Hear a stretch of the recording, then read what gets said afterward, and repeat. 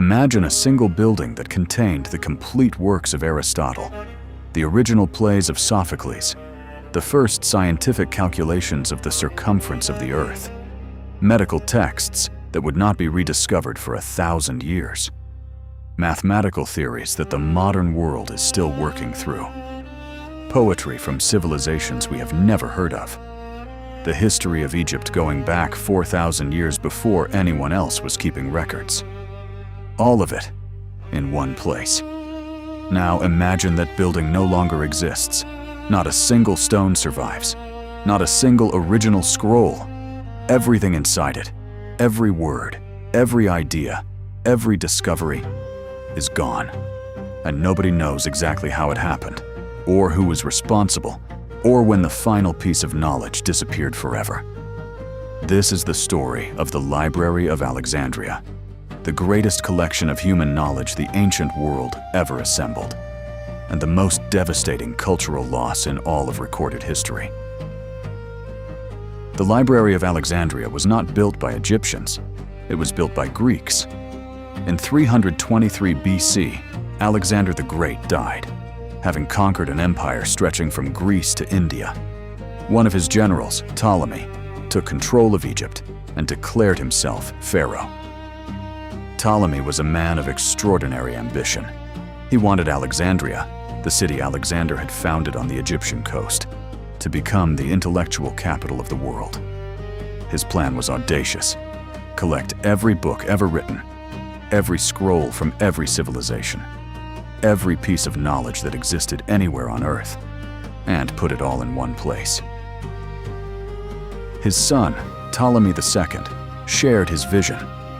Between them, they created what became known as the Mouseion, the Temple of the Muses, a vast research complex that included lecture halls, laboratories, dining rooms, gardens, observatories, and at its heart, the library. Scholars were invited from across the known world, given free housing, free food, and free time to think. No tuition required, no service demanded. Just think, discover, write it down. At its height, the library is believed to have held somewhere between 400,000 and 900,000 scrolls. A single scroll might contain an entire work of literature.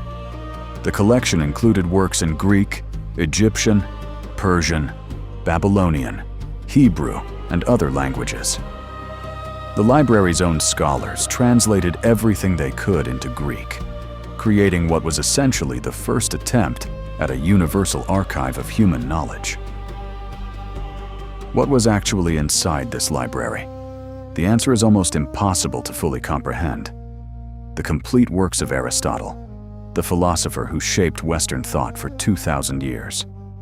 The plays of Sophocles, Euripides, and Aeschylus, only a tiny fraction of which survived to reach us today.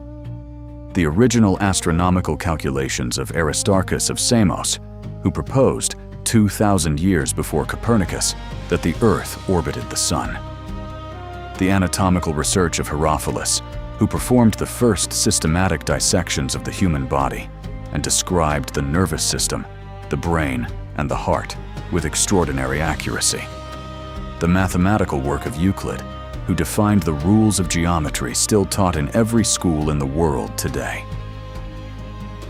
And then there was Eratosthenes, the head librarian, a man who calculated the circumference of the Earth in 240 BC, using only a stick, a shadow, and his own mind.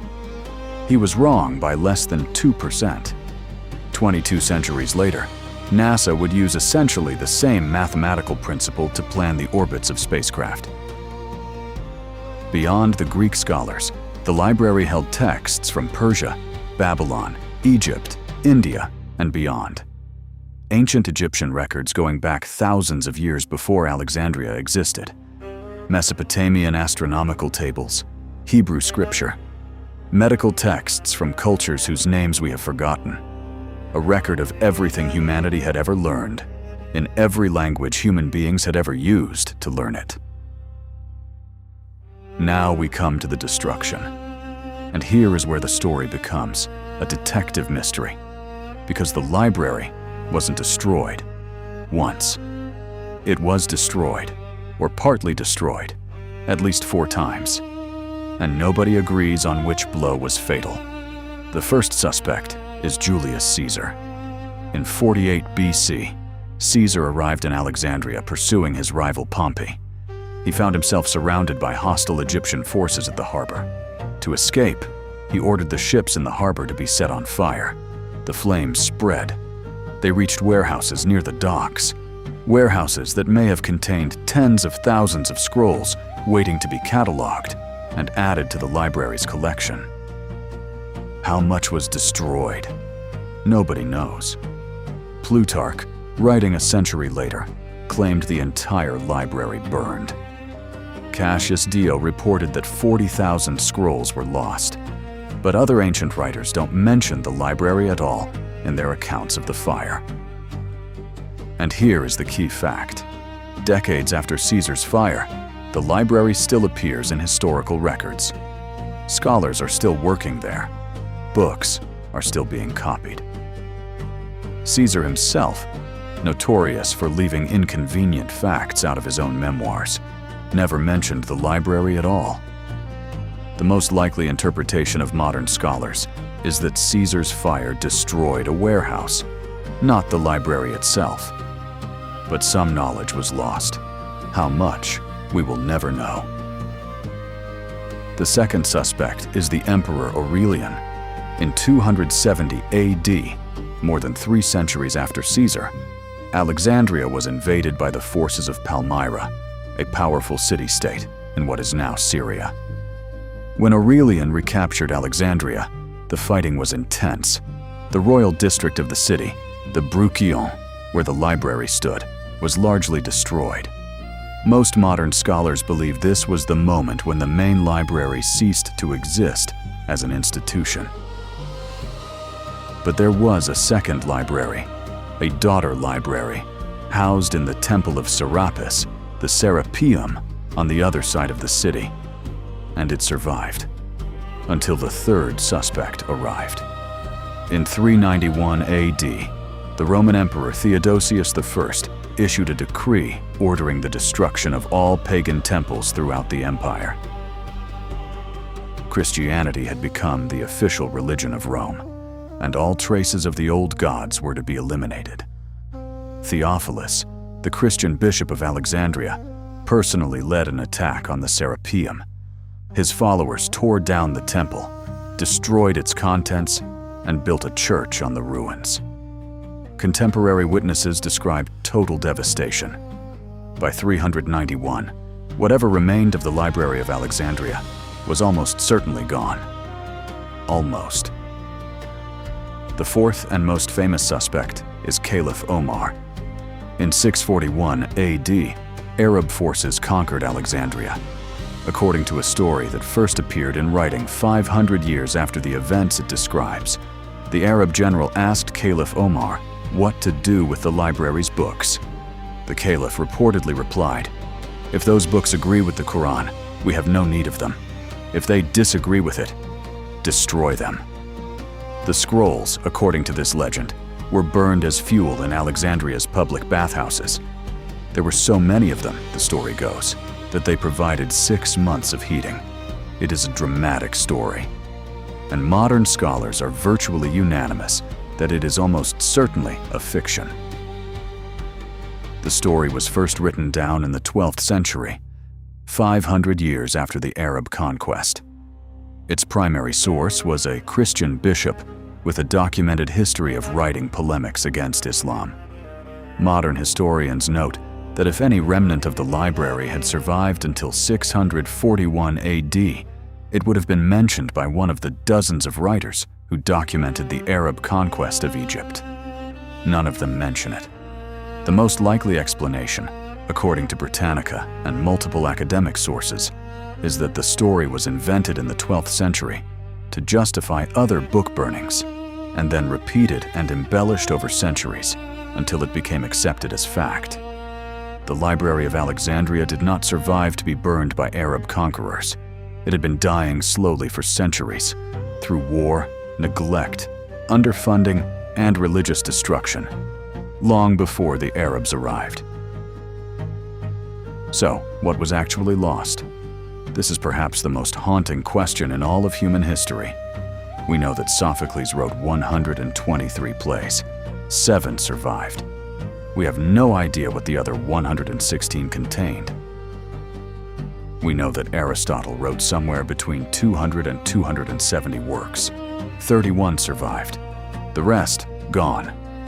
We know that the astronomer Aristarchus proposed a heliocentric model of the solar system, the sun at the center, Earth orbiting it, nearly 2,000 years before Copernicus. His proof, his calculations, his arguments, lost entirely. Copernicus had to rediscover everything from scratch. We know that Herophilus mapped the human nervous system in detail. His work was not rediscovered until the Renaissance, 1,500 years later. How much further might medicine have advanced if his work had survived? We have fragments of texts that quote other texts that no longer exist. Glimpses of knowledge that was there once and then wasn't. Works in languages that are now dead. Histories of civilizations that have left no other trace. Poetry in voices we will never hear. The American astronomer Carl Sagan, who spent his life trying to imagine what we do not yet know, said of the Library of Alexandria, "It was as if the entire civilization had undergone some kind of self-inflicted amnesia." He was right. And the amnesia was permanent. In 2002, a new library was opened in Alexandria, Egypt. The Bibliotheca Alexandrina, a modern building on the shore of the Mediterranean, designed to hold 8 million books. Its architects wanted it to be a symbol of hope, a resurrection of the ancient dream. It is a beautiful building, but it cannot replace what was lost. No building can. The ancient Library of Alexandria was not destroyed in a single night by a single villain. It was destroyed slowly, by war, by neglect, by religious intolerance, by political indifference, by the simple grinding passage of time. Each generation that failed to protect it left a little less for the next. Until one day, there was nothing left to protect. History's greatest lesson may not be about fire. It may be about the slower, quieter destruction that happens when people stop caring about what they are losing. The library was on fire. The city was on fire. But the tragedy was not the fire. The tragedy was everything that was never written down again. If this story moved you, share it, because some knowledge once lost cannot be found again. Subscribe to Silent Chronicles for more stories from the history the world forgot to remember.